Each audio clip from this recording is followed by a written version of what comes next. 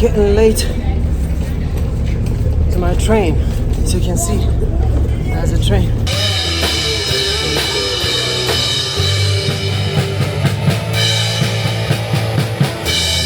Hello everyone and welcome back to the channel. Today I am in this beautiful city called Kazan. I've heard a lot about this wonderful city and I thought, why not take you along with me to enjoy and explore this beautiful city together. So if you're ready, let's go. This isn't my first train ride around Russia, but this one was a real surprise. It's a two-story train. Can you imagine? My compartment is on the second floor, which is usually 4 berths, but here we only have 2. Just look at the interior. The table is big and everything you need is included in the ticket price. The train guide came to ask us what we wanted for breakfast. Turns out tickets in these carriages include breakfast, which you can choose in advance. The guide brings it to you in the morning at a specific time. It was really cool. The night flew by, we had a delicious breakfast and arrived in Kazan. I've just arrived in Kazan and this is 6 o'clock in the morning. Now I'll be heading to the hotel. I loaded my things onto the transfer bus and we headed to the hotel. These are the first shots of the city, and I must admit, I don't know much about the buildings in the frame, but I am really enjoying everything so far. I chose a 3-star hotel, inexpensive but clean and cozy.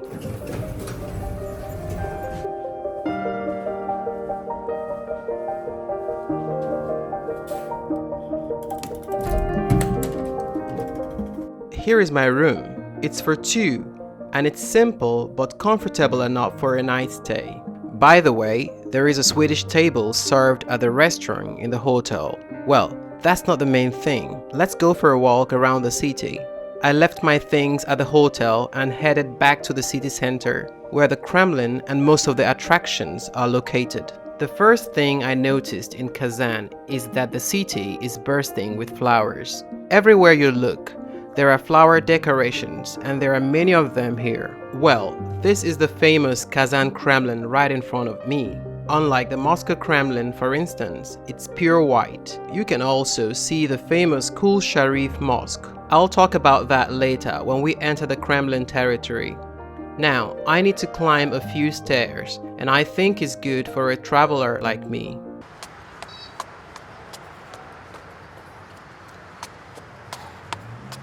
There is a vast, spacious territory here. Everything is so white, monumental, and beautiful. Unlike the Moscow Kremlin, the entrance to the Kazan Kremlin is completely free. Just walk through the gate and enter. There are information boards on the walls of the Kremlin. You can read which tower you are passing by at the moment, learn historical facts, and so on. By the way, here you can buy excursions, both within the Kremlin and in the city. If you want to learn more, you can find a guide and get detailed information. The architecture of these fortresses tells us about their original function: to protect people from military raids by various forces. Behind these walls, it was possible to reliably hide and wait out difficult times. Here is what the Kremlin wall looks like from the inside. As you can see, they are not as snow white as we can see them from the outside. You can climb the walls and there are special places used for shooting and fighting back the enemy.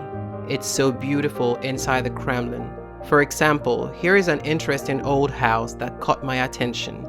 Unfortunately, I don't know what kind of building it is, but it looks very interesting, and it's clear that it has some fascinating history. I also don't know how old it is, but feel free to let me know in the comment section if you know. Well, we finally reached the crown jewel of the Kazan Kremlin, the Kul Sharif Mosque. Let me tell you a bit about it. In 1552, when Ivan the Terrible marched into Kazan with his army, the city lay in ruins. The relentless fire of war and the mosque couldn't withstand the onslaught. It was reduced to ashes. Centuries passed, and in 1995, a competition was held to determine the best design for the mosque's reconstruction. The chosen contractor began the construction in 1996 and completed it by 2005, just in time to commemorate the 1000th anniversary of Kazan. The mosque was built with utmost care and attention to detail. Carpets for interior decorations were a gift from Iran. Granite and marbles were sourced from the Urals. Stucco stained glass windows and a 5-tone chandelier were crafted in the Czech Republic. The Kul Sharif Mosque is not just a place of worship, but also a museum that narrates the rich history of Islam in the Volga region. Right here near the Kremlin walls, there are small shopping spots where you might find some souvenirs, but I didn't stop there. Instead, I decided to head straight on the Kremlin wall.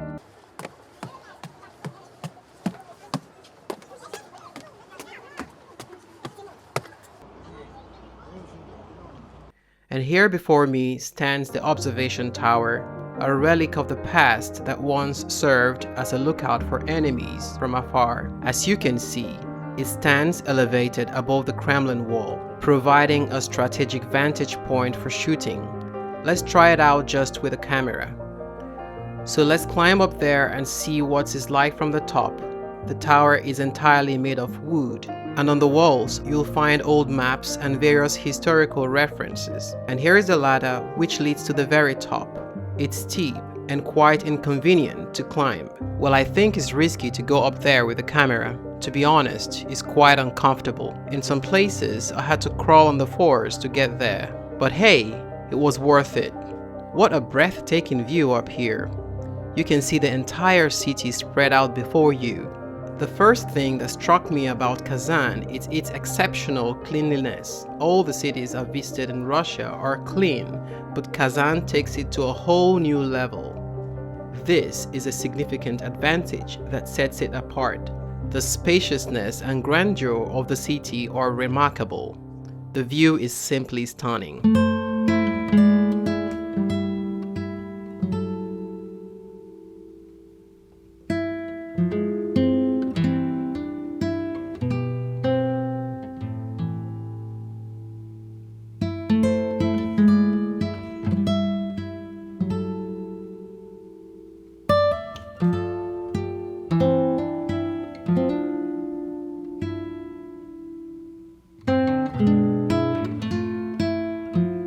Well, friends, we've had enough of the views from the walls of the Kremlin. Now I must descend. And as you can see, this is a challenging task, especially with a camera in hand. But I managed to get used to it and made it down safely. Now I continue my journey through the territory of the Kazan Kremlin. In front of me stands the Söyembikä Tower, the watchtower of the Kazan Kremlin, and it's the main attraction among the historical objects. It's one of those buildings that spark debates among historians. Some believe it was built in the 16th century during the Kazan Khanate's reign, while others argue it was constructed in the 17th century when the territory of Kazan had already become part of the Moscow Principality. A legend tells us that the tower was built by the queen to commemorate her husband, Safagirai. There are other tales that suggest hidden treasures and ancient scrolls within its walls. Unfortunately, the truth behind these claims remains elusive. As you can see, the territory of the Kazan Kremlin is vast and diverse, housing historical objects of varying degrees of preservation. However, they are all in excellent condition, reflecting the care and attention they've received from different historical eras. It's heartwarming to witness the preservation of these artifacts for future generations. Kazan is a beautiful city with a rich history. It's a popular destination for tourists and locals alike who come to stroll along its picturesque streets and admire its stunning architecture. As I left Kazan Kremlin, I was struck by the vastness and the grandeur. The city's streets are lined with well-groomed, beautiful old buildings, each with its own unique charm. It's a sight to behold, and I couldn't help but feel like I was still on the grounds of a historical construction. One of the things that sets Kazan apart is its cleanliness. There is no litter anywhere, which suggests that people here take great pride in their city. It's a refreshing sight and it makes Kazan a pleasant place to be. Another thing I noticed is the abundance of trees and flowers throughout the city. Kazan is a green city. The city's parks and gardens are a haven for nature lovers, and they offer a peaceful escape from the bustle of the city. Yeah, right now I'm at the street called Bauman, and this is the most famous street here in Kazan. And as you can see, it looks a little bit like Nikolsky Street in Moscow, very vibrant with a lot of people. As I wandered through the streets, I came across a variety of summer cafes, each with its own unique charm. There is something for everyone, from cozy cafes to trendy rooftop bars. And if you're looking for something to do, there are plenty of options as well. There are parks, museums, and even a few amusement parks. As I continue my walk, I couldn't help but notice the contrast between the Kazan Kremlin and the rest of the city. The Kremlin is a Muslim state, while the rest of Kazan is a secular city. This contrast is evident in the architecture, the atmosphere, and the overall feel of the city.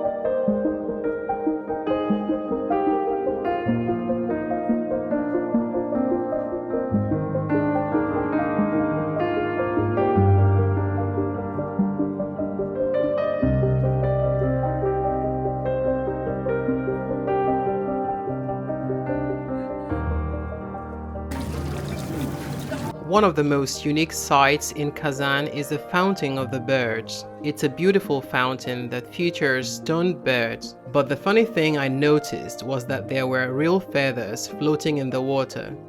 Interesting.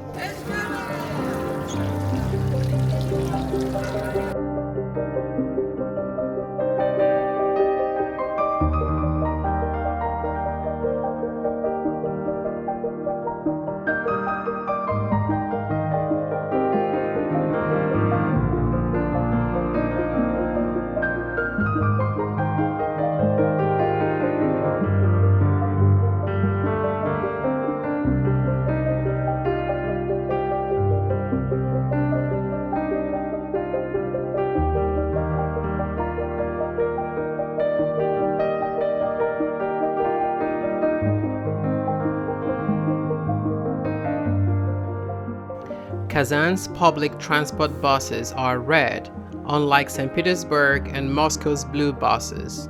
Now, let's explore the underground. Yes, Kazan has a subway, though it's not extensive.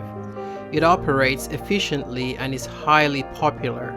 Comparing Kazan subway to the Moscow subway, Moscow's subway lacks selling points like kiosks and vending machines. Kazan subway, on the other hand, has ATMs and vending machines selling snacks, drinks, and other items.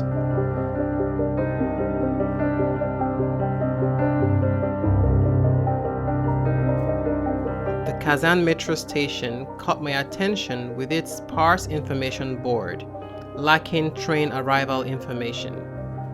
Trains arrive frequently, but I wish there was a board to know how long to wait for the next one.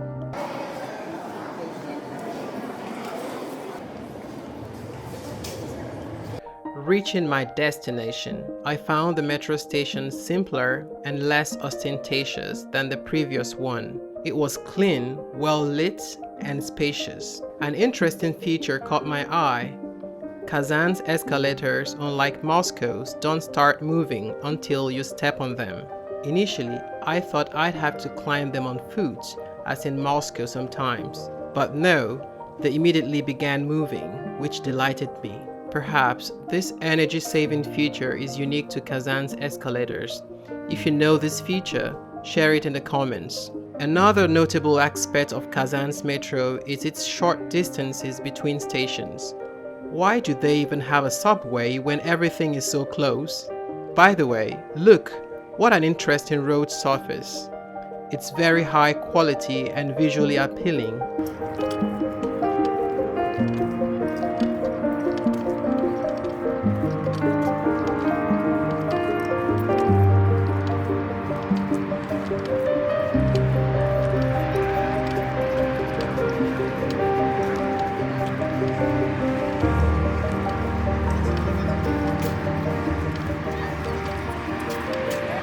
Right in front of me stands a rather peculiar architectural landmark in Kazan. It's a building that is both strange to me and to the locals, yet it draws attention and is worth mentioning. This building is known as the Kazan Family Center or the Kazan Wedding Palace. The locals affectionately call it the Chashka, which means cauldron in Russian. The shape of this building indeed resembles a cooking cauldron, but it has no connection to Kazan's culinary heritage. Instead, it serves as the city's registry office. The Chashka was constructed in 2013 and has since welcomed hundreds of joyous couples into its halls. As a result, it has become a popular tourist destination, attracting visitors from all over the country. The building's architecture is truly captivating. Now, if you're feeling adventurous, you can ascend to the observation deck, which stands at an impressive height of 32 meters. From there, you will be rewarded with breathtaking views of the city and the Kazanka River. However, I must admit that I've had enough climbs today, so I opted to skip the observation deck. But keep in mind that the views from above are truly spectacular. One interesting aspect of the Chashka's territory is the absence of sculptures depicting family couples and their kids. Instead, you will find winged griffins and other enigmatic creatures. I'm not sure how these creatures are connected to the concept of family, but perhaps this unique feature adds to the building's charm. This is the Palace of Farmers, or the Agricultural Palace. Opinions on this building vary wildly. Some admire its architecture, while others consider it one of the worst buildings in modern Russia. Kazan is a city where two cultures intertwine seamlessly, and this is evident in its architecture. While some may disagree, I believe the Agricultural Palace is a visually appealing addition to the ensemble. The palace's architectural style stands out, though it may not align with the traditional Kazan Kremlin. However, its facade finishing is noteworthy, a rare quality in modern buildings of similar style. Beyond its architectural significance, the palace offers a captivating experience, especially when viewed at night. As I continue my exploration, I find myself surrounded by ordinary residential buildings that exude a sense of charm and presentability. Kazan's unique features lies in its coexistence of two distinct cultures. Just across the road from the Orthodox Church stands a mosque. I had the privilege to enter the mosque to share this interior with you.